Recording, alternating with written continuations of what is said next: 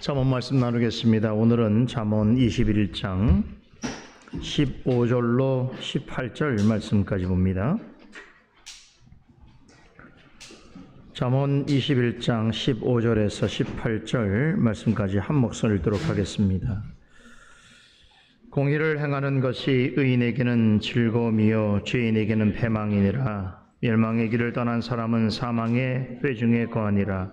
연락을 좋아하는 자는 가난하게 되고 술과 기름을 좋아하는 자는 부하게 되지 못하느니라. 악인은 의인의 대속이 되고 괴사한 자는 정직한 자의 대신이 되느니라. 아멘. 지금까지 잠언 21장을 살펴보고 있는데 이 전체의 교훈은 3절 말씀과 관련되어 있습니다. 3절 한번 볼까요? 의와 공평을 행하는 것은 제사 드리는 것보다 여호와께서 기쁘게 여기시느니라 라고 하는 말씀인데, 자, 여기에서 의와 공평이라고 하는 단어가 나오죠. 우리 개역 개정판에서는 공의와 정이라고 하는 말로 번역을 하고 있습니다. 자, 이 개념을 이해하는 것이 되게 중요한데요. 의와 공평에 대해서 다시 한번 정리하면 이렇습니다. 의란 옳고 그름에 대한 개념이지요.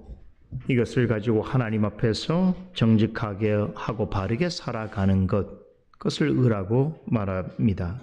공평이라는 말은 원래 히브리인들이 공평이라는 단어를 사용할 때는 재판석에서 공정한 재판을 행할 때에 이 단어를 사용하는데, 즉 아주 정확하고 정의로운 태도를 의미합니다. 그런데 하나님은 의로우시고 공평하시기 때문에 당신의 백성 역시 하나님 앞에서 공의와 정의를 행하며 살아가기를 요구하는 것이지요. 잠언 기자는 이렇게 하나님의 뜻에 따라서 의와 공평을 행하는 사람을 의인이요 지혜로운 자라고 부르고, 반대로 하나님의 성품과 무관하게 살아가는 사람을 가리켜서는 하나님 앞에 악인이요 어리석은 자라고 합니다. 그런데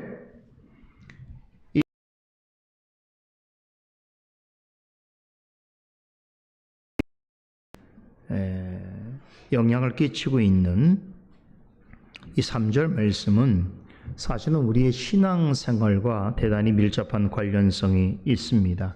이 말이 3절 말씀에 잘 요약이 되어 있는데요. 자, 이런 의미라고 말씀드렸죠. 어떤 사람이 외적으로 보자면 굉장히 신앙생활을 잘 하는 것 같습니다. 3절 말씀에 있는 것처럼 제사를 드리는 데 있어서 누구도 다 인정할 만한 그런 태도를 가지고 있는 사람인 것이지요. 자, 그런데 이렇게 다른 사람들 앞에서는 괜찮은 신자 같고 또 열심히 있는 성도의 모습을 보이나 평소에 하나님 앞에 살아갈 때에 의와 공평과는 전혀 상관이 없이 그저 자신의 모든 신앙을 종교적 행위로서 만족하며 살아가는 것이죠. 지난주에 그 14절 말씀에서 이런 태도로 신앙생활하는 사람들에 관하여서 아주 충격적인 말로 비유를 했습니다. 그 모습은 마치 하나님의 품에 뇌물을 안기려는 모습과 같다는 것입니다. 자, 뇌물은 좋은 것이 아니지요. 뇌물은 잘못한 일을 감추거나 또 혹은 불법을 눈감아 달라고 할 때에 주고받는 불의한 선물입니다. 그래서 사람들은 선물은 사람들이 본 앞에서 하기를 원하지만 뇌물은 사람들이 보지 않는 곳에서 은밀하게 주고받는 것입니다. 하나님의 율법은 뇌물을 주고받는 행위 자체를 금합니다. 그런데 하나님의 율법만 그런 것이 아니라 우리나라 실정법에서도 뇌물을 제공하거나 뇌물을 수수하는 행위에 대해서는 대단히 법이 엄격하고 형량이 무겁습니다. 우리가 다 알만한 우리나라의 최고의 기업의 총수도 몇 년 전에 뇌물을 주었다는 이유로 수년간 감옥살이를 했지요. 지금 정부 바로 앞에 있었던 대통령과 측근들도 뇌물을 받은 죄로 구속되기도 했습니다. 이렇게 뇌물을 공유하는 것과 뇌물을 수수하는 것은 굉장히 커다란 중죄입니다. 그런데 잠언 기자가 말하려고 하는 이 뇌물에 관한 비유는 더 심각한 뇌물 관련죄가 있다는 거예요. 그것은 바로 영적 뇌물 공여죄입니다. 무슨 말인가 하니 평소에는 하나님 앞에서 의와 공평으로 살아가는 일에 아무런 관심을 두고 있지 않다가 안식일이 되면 교회로 나와서 종교적 행사에 참여하는 것으로 내가 할 만한 신앙생활을 다 했노라고 생각하고 그런 행위를 통하여 구원을 확보한 것처럼 자부하며 살아가는 사람들을 가리키는 것입니다. 잠언 기자는 이런 사람은 자신을 향한 하나님의 분노를 어떻게 하면 사귈까 생각하다가 자신의 종교 행위를 통해서 하나님의 분을 삭히려 하는데 그런 모습이 하나님의 품에 뇌물을 안기려는 자와 같다. 이렇게 묘사하는 것입니다. 그러니까 자신의 종교적 행위, 외적인 모습을 뇌물처럼 생각해서 하나님께 드리게 되면, 더 정확하게는 하나님의 품에 안기면 하나님이 그것을 바꿔서 스스로 분을 풀리게 될 것이라고 생각하는 것이죠. 방금 전에도 말씀을 드렸습니다만 뇌물은 불법을 눈감아 달라고 하면서 은밀하게 전하는 불의한 선물인 것이죠. 하물며 공의로우시고 공평하신 하나님께 뇌물을 드려서 그분의 분을 막으려 한다.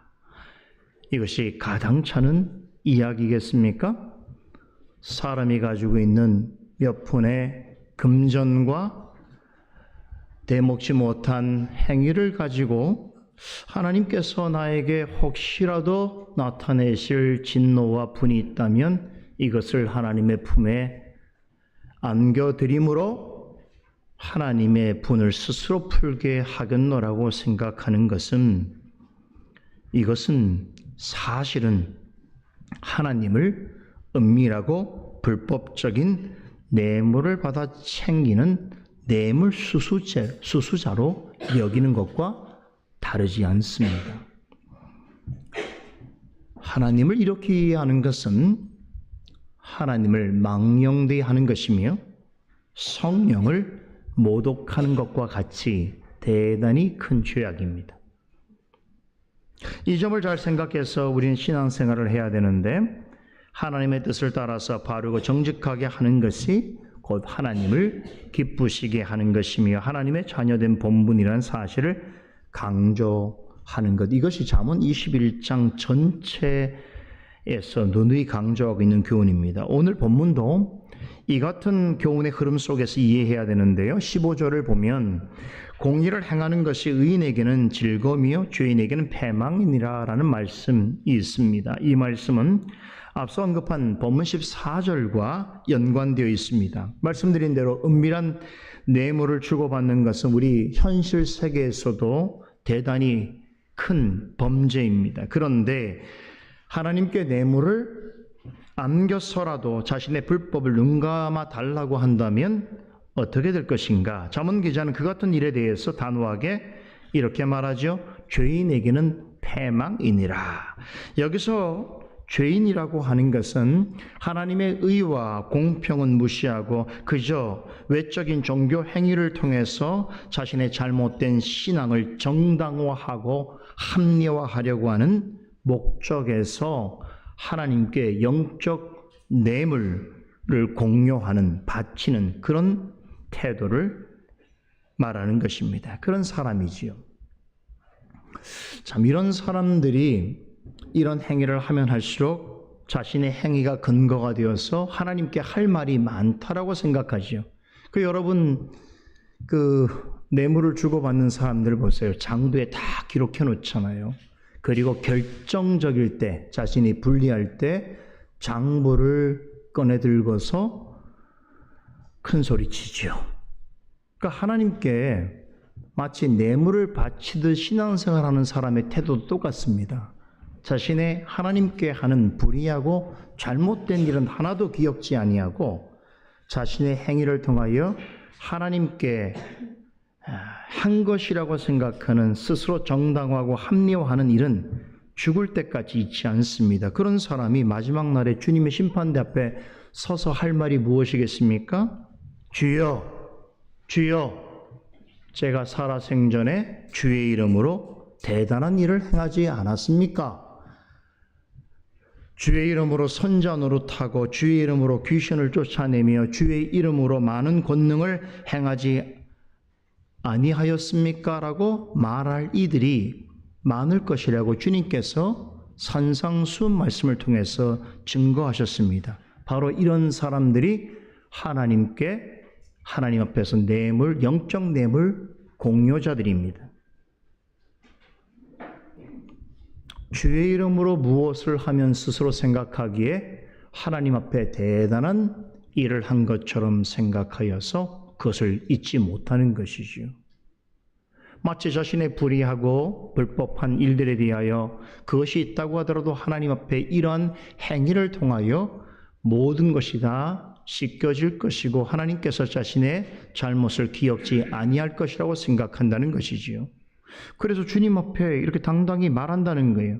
그런데 이런 행동과 이런 말을 할 사람들을 향해서 주님께서 뭐라고 하실 것이라고 말씀하셨지요? 내가 너희를 도무지 알지 못하니 불법을 행하는 자들아 내게서 떠나가라 라고 강하게 책망하셨습니다. 대단히 두려운 말씀이지요. 주님 앞에서 큰 상을 받을 줄 알고 당당하게 행동한 것이 오히려 불법을 행하는 것으로 주님께서 전혀 너를 알지 못하겠다라고 하는 책망을 듣게 된다면 어떻겠습니까?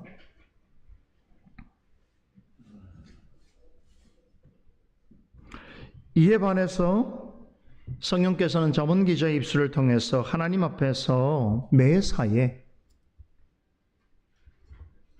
교회 안에 있든 교회 밖에 있든 사람들이 보든 보지 않든 간에 하나님의 성품인 의와 공평을 행하려고 부단히 애를 쓰고 그것을 통해서 자신의 신앙과 인격과 삶 속에서 하나님의 의와 공평을 실현해 가려는 성도. 그 제가 지난번에 말씀드렸잖아요. 얼마 전에 우리가 선거할 때도 하나님을 믿지 않는 사람들하고 같이 그저 세상 사람들이 하는 말에 이끌려서 할 것이 아니라 그런 행위를 하더라도 하나님 앞에서 하나님의 의와 공평이 무엇인지, 하나님의 정의와 공의가 무엇인지를 말씀으로 생각하고 묵상하면서 성령의 인도하심과 지혜 주심을 따라서 행동하는 거예요. 그게 그리스도인입니다. 그렇죠? 그런 성도는 하나님의 즐거움에 동참할 것이라고 약속하십니다. 이 땅에 사는 동안에도 하나님의 기쁨을 맛볼 것이나 심판날에 마침내 영원한 구원의 완성을 맛보게 될 것이지요. 그런 자의 삶은 하나님께서 보시기에 참으로 복되고 지혜로운 것입니다. 이어지는 16절은 15절에서 말하고 있는 즐거움과 패망이 하나님 앞에서 의와 공평으로 살아가는 지혜로운 자와 그와는 전혀 상관없이 자기 뜻대로 살아가고자 하는 어리석은 자에게 주어질 최종적인 결과라는 사실을 증거합니다. 명철의 길을 떠난 사람은 사망의 회중에 거하니라 라고 말씀합니다. 여기서 잠언 기자는 다시 한번 앞에서 언급한 하나님의 의와 공평은 행할 마음이 없이 그저 종교 행위로서 스스로 만족하고 마치 그것으로 구원을 확보한 것처럼 생각하는 어리석은 사람을 뭐로 표현하지요? 명철의 길에서 떠난 사람이다라고 묘사합니다. 명철의 길이란 잠언 말씀에서 늘 강조하는 지혜로운 자의 삶을 의미하지요. 잠언의 교훈에 따르면 하나님 앞에서 지혜로운 사람은 우선 하나님을 경외합니다. 하나님을 경외한다는 것은 하나님과 말씀을 자신의 삶에 가장 우선순위로 두고 항상 하나님과 그분의 말씀을 가까이 하고 하나님을 바르게 알고 믿고 순종하는 삶을 살아간다는 뜻입니다. 잠언 16장 6절에 따르면 하나님을 경외하는 사람은 악에서 떠나게 되며 인자와 진리를 베푸는 삶을 살아가게 된다고 말씀합니다. 또 잠언 19장 23절에 보면 하나님을 경외하는 자는 생명에 이르게 될 것이라고 말씀합니다. 마지막 날에 재앙을 당하지 않을 것이라고 약속합니다. 그러나 명철의 길에서 떠난 사람은 어떻게 되는가? 곧 하나님을 경외하지 않는 자임에도 늘 그런 태도를 고집하면서 끝내 돌이키지 않는 사람에게는 마지막 날에 하나님의 무서운 심판을 피할 수 없을 것이라고 말씀하는데, 저는 이 말씀을 볼 때에 시편 1편이 오버랩됩니다. 시편 1편의 결론 말씀이죠. 악인은 심판을 견디지 못할 것이며 죄인은 의인의 회중에 들지 못할 것이다. 그렇다. 그리하여 의인의 길은 주님께서 인정하시겠지만 악인의 길은 반드시 망할 것이라 라고 하는 시편 1편의 결론 말씀입니다. 이 말씀은 오늘 우리가 살펴보고 있는 잠언 21장 16절의 교훈과 일맥상통합니다. 지금까지 살펴본 잠언 21장의 전체 흐름과 관련 지어볼 때에 명철을 떠난 길이란 평소에 하나님의 성품인 의와 공평, 곧 공의와 정의에 대해서는 아무런 생각도 하지 않고 그저 모든 삶이, 특별히 종교적 삶이 다른 사람의 눈과 시선을 의식하면서 겉으로 드러나는 일에만 관심을 갖고 마치 그런 종교적 행위를 통해서 하나님께 뇌물을 드려서 그분의 품에 안기면 하나님이 자신의 어떤 잘못과 불법이라도 눈 감아줄 것이라고 하는 그런 어리석은 생각을 가지고 살아가는 사람의 태도를 가리켜서 잠언의 오늘 말씀에 명철을 떠난 길이다라고 묘사하는 것입니다. 그런데 대부분은 이런 행위를 하는 사람은 이것이 자신이 보기에는 지혜로운 일이라고 생각을 한다는 것이죠. 아, 신앙생활은 이렇게 하는 거야 라고 생각하는 것이죠. 그러나 대단히 하나님께서 보실 때는 교만하고 어리석은 일이라 16절에서는 명철의 길을 떠난 사람은 죽음에 거할 수밖에 없다라고 합니다. 결국에는 망하게 될 것입니다. 어떤 사람은 여러분처럼 하나님의 말씀을 따라서 어떻게든 철저하게 살아보려고 하는 사람을 미련하다라고 말합니다. 하나님과 세상 사이를 적당하게 발을 걸치고 자신의 유불리를 따라서 이리 갔다 저리 갔다 하는 사람을 오히려 지혜로운 자라라고 말합니다. 하나님을 믿지 못하는 사람들, 하나님을 알지 못하는 사람들이 신앙에 관해서 가장 가성비가 높은 삶을 어떻게 이해하는 줄 아십니까? 세상에서 사는 동안 제 마음대로 평생 동안 하고 싶은 대로 살다가 죽기 전에 예수 믿고 구원받는 거. 와, 이런 것은 정말로 가성비가 높은 삶이죠. 그렇죠. 그래서 그러기를 소망하는 사람도 있습니다. 자기 가정에, 집안에 예수 잘 믿는 사람이 있으면 지켜보고 있다가 와서 얘기하죠. 나를 위해서 좀 기도해 줘. 내가 지금 이렇게 살더라도 혹시 죽음이 가까우거든. 그때 나를 좀 내가 바지 가랑이라도 붙잡고 천국 갈 수 있도록 좀 나를 위해서 기도해 줘. 이런 마음으로 살아가는 사람들이 있지요. 하지만 이런 생각을 가지고 살아가는 사람들이 정말로 모르는 한 가지 중대한 사실이 있습니다. 그것은 하나님을 속이려는 참으로 사특하고 패역한 자의 생각이라는 것입니다. 이에 대해서 잠언 17장 20절은 이렇게 말씀합니다. 마음이 사특한 자는 복을 얻지 못하고 혀가 패역한 자는 재앙에 빠지느니라. 하나님께 적당히 뇌물을 바치면 어떤 불법이라도 용인받을 수 있고 무엇보다 하나님의 눈을 속일 수 있다고 생각하는 것은 성령을 회방하는 것만큼이나 심각한 죄악입니다. 이렇게 무도하고 교만한 죄인에게 최종적으로 주어질 운명이 있다면 무엇이겠습니까? 멸망이지요. 본문 17절은 명철의 길을 떠난 사람이 사람의 회중에 곧 마지막 날에 영원한 심판을 받게 될 수밖에 없는 이유를 이렇게 설명합니다. 연락을 좋아하는 자는 가난하게 되고 술과 기름을 좋아하는 자는 부하게 되지 못하느니라. 자, 이 표현은 비유인 것입니다. 그렇다면 여기서 연락을 좋아하는 자, 또 술과 기름을 좋아하는 자는 어떤 사람을 가리키는 비유인 것인가? 바로 앞절에 언급한 사람이겠지요. 15절에 파멸의 길로 가는 죄인이길 테고 16절에 명철의 길을 떠나 죽음의 길로 가는 어리석은 사람을 가리키는 것입니다. 잠언 기자는 의와 공평을 행할 마음은 없이 그저 다른 사람의 눈을 의식해서 신앙생활을 적당히 하고 그런 종교적 의식을 통해서 자신의 불의와 불법을 스스로 감하고 자신을 향한 하나님의 분과 진노마저도 사귈 수 있을 것이라고 생각하여 살아가나 결코 그런 생각을 돌이키지 아니하고 스스로 지혜롭다라고 끝까지 고집하며 살아가는 사람을 가리켜서 오늘 이 말씀에 따르면 방탕과 사치를 즐기고 술과 기름을 좋아하는 자로서 비유하고 있는 것입니다. 자, 여러분, 연락을 좋아하고 연락이 방탕과 사치를 뜻하지요.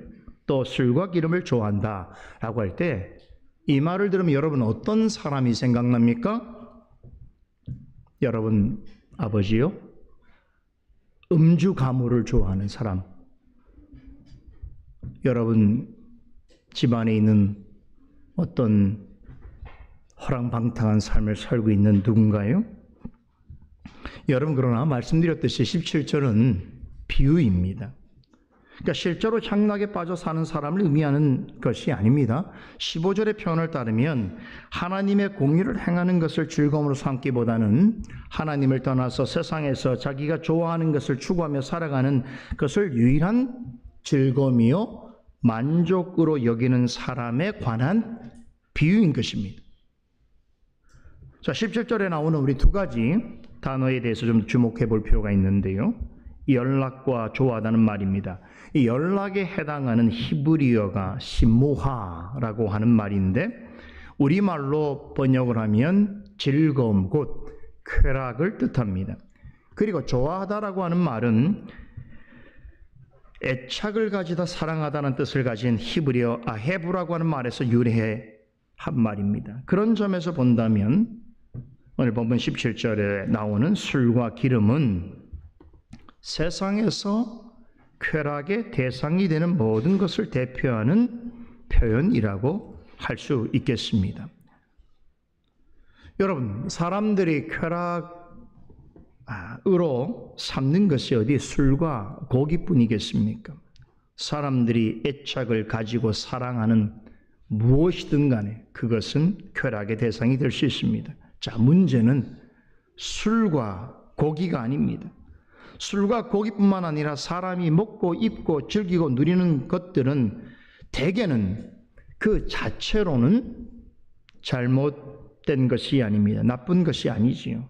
하지만 이것들을 하나님보다 더 앞세우고 더 사랑하고 더 즐기려고 할 때에 무엇이든지 우상이 될 수 있습니다. 물질은 그 자체로는 악한 것이 아닙니다. 하지만 물질을 하나님보다 더 중요하게 생각하여 하나님의 말씀을 따르는 것보다 물질을 더욱 쫓으면 그것은 하나님 앞에 탐심이요 우상 숭배인 것입니다. 우리는 무엇이든지 좋아할 수 있습니다. 하지만 너무너무 좋아해서 절제할 수 없을 정도로 집착한다면 그것은 사랑이 아니라 탐심입니다. 그래서 성령의 열매 또한 사랑으로 시작을 해서 절제로 마치는 것입니다. 사랑은 누구나 좋아서 할 수 있는 것입니다. 그러나 지나칠 정도로 절제력이 없게 되면 그것은 탐심이 되는 것이요. 탐심은 자신도 모르는 사이에 좋은 것조차, 하나님이 주신 선물조차 우상으로 대하고 우상으로 섬기게 되는 것입니다. 여러분, 사람들이 왜 술 마시고 흥청망청 노는 것을 좋아할까요? 저는 이해를 못했지만 말씀을 통해서 이해합니다. 경험을 해보지 못한 일이지만 경험 못했다고 해서 모른다고 말할 수 없습니다. 왜냐하면 성경에서는 이미 우리가 경험하지 못한 모든 일에 대하여 진리로 가르쳐 주고 있기 때문인데요. 여러분, 왜 사람들이 그렇게 술 마시고 흥청망청 노는 것을 좋아하는가 하면 한 가지 이유 때문이죠. 바로 자기 자신을 위해서입니다. 자기를 즐겁게 하고 자기를 만족하기 위해서인 것입니다. 그렇듯이 사람들이 자기가 좋아하는 것을 소유하면, 그것을 즐기고 누릴 수 있으면 자신의 삶이 좀 더 행복해질 것이라고 생각합니다. 하지만 성경은 그런 행복조차 우상이 될 수 있음을 지적합니다. 하나님의 의와 공평과 아무런 관련이 없는 것으로 자신의 즐거움과 만족을 삼으려고 하는 것은 탐심에서 비롯된 우상 숭배입니다. 성경은 눈에 보이는 우상 숭배는 기본이고 탐심으로 인한 우상 숭배를 더 은밀하고 심각한 죄로 취급합니다. 이런 것으로 아무리 자신을 즐겁게 하고 스스로 만족스럽게 할지라도 하나님 편에서 볼 때는 그것은 헛되고 헛된 것입니다.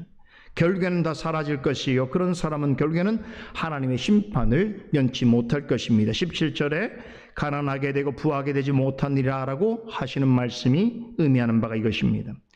잠언 기자는 오늘 본문 마지막 구절에서 하나님으로부터 얻는 즐거움보다 세상에 있는 것들로 쾌락을 삼고자 하는 자들을 향해서 16절의 표현에 따르면 하나님이 주신 명철의 길에서 떠난 사람을 가리켜서 악인과 괴사한 자다. 개역 개정판에서는 이 괴사한이라고 하는 말을 사악한이라는 말로 번역하고 있습니다. 하지만 하나님을 경외하면서 의와 공평을 행하려고 힘쓰는 성도를 향해서는 뭐라 부르지요? 의인, 곧 정직한 자라고 칭합니다. 그러면서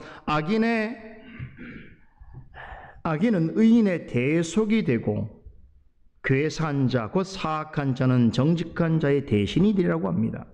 세번역 성경은 여기에 담긴 의미를 좀 더 우리가 이해하기 쉬운 말로서 풀어 번역하고 있습니다. 악인은 의로운 사람 대신에 치르는 몸값이 되고 사기꾼은 정직한 사람 대신에 치르는 몸값이 된다라고 현대적인 말로 번역하고 있는데, 여기서 대신해서 몸값이 된다라고 하는 말은 여러분 쉽게 말하면 이런 뜻입니다. 언젠가는 입장이 바뀔 것이라는 거예요. 지금은 하나님을 떠나 살면서 세상에서 쾌락을 찾고 세상의 것들로 자신의 행복을 삼아서 그렇게 사는 것이 매우 지혜로운 것이라고 스스로 생각하여 세상에서 어떻게든 하나님 없이도 더 잘 먹고 잘 살기를 바라는 사람이 있습니다. 그런 사람들은 대개 하나님의 말씀을 따라 살아가는 사람들을 비웃고 조롱합니다. 특별히 어떤 경우에서도 하나님의 의와 공평을 행하려고 애쓰는 성도를 조롱합니다. 그런 일로 인해서 하나님을 경외하는 사람들은 고난과 핍박을 받을 수도 있습니다.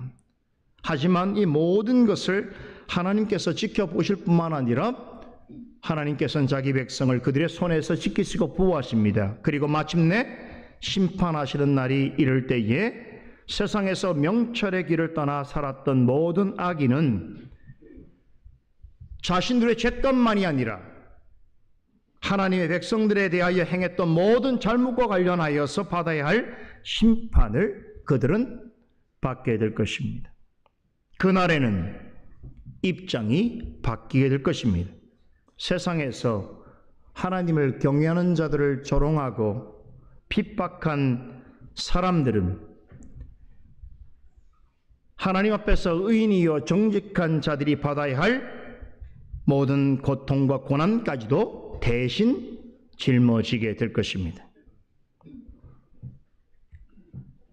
우리는 이 말씀을 믿어야 합니다. 그렇게 하나님의 백성은 이 땅에 사는 동안 어떤 일에 있어도 결단코 절망하거나 낙심하거나 소망을 버리거나 해서는 안 됩니다. 끝까지 주님 앞에서 참고 인내하면서 하나님 앞에서 정직한 자로서 어떤 상황에서도 의와 공평을 행하며 하나님을 경외하는 자로 꿋꿋하게 살아가야 할 것입니다. 그런 소망을 가지고 살아가는 자들을 사랑하시는 하나님께서 오늘 우리를 하나님을 예배하는 거룩한 자리로 부르셨습니다. 그런 은혜가 우리 가운데 풍성하기를 소망합니다. 기도하겠습니다. 거룩하신 하나님, 세상에서 때로 하나님의 말씀을 의지하여 의와 공평으로 살아가려고 애를 써더라도 하나님을 알지 못하는 자들에게 있어서 여전히 조롱거리요 비웃음거리가 되어지는 그런 상황 가운데 처할 때도 있사오나, 그러나 성령께서 주시는 말씀을 의지하여 하나님을 경외하는 자로 살아가기를 간절히 소망하여 하나님 앞에 나온 주의 백성들을 기억하여 주시기를 원하옵나이다. 아무것도 하나님 앞에 자랑하고 드러낼 것 없는 자들이오나 의로우신 하나님께서 예수 그리스도를 통하여서 우리를 의롭다 간주하시고 또 하나님의 자녀 삼으신 줄을 아오니, 오늘 하나님의 자녀로서 하나님께 드리는 이 거룩한 예배와 하나님과 함께하는 이 거룩한 날에 오직 하나님께 영광이 되게 하여 주시옵소서. 하늘의 신령한 은혜와 복을 더하여 주시옵소서. 살아계신 예수 그리스도 이름으로 기도드리옵나이다. 아멘.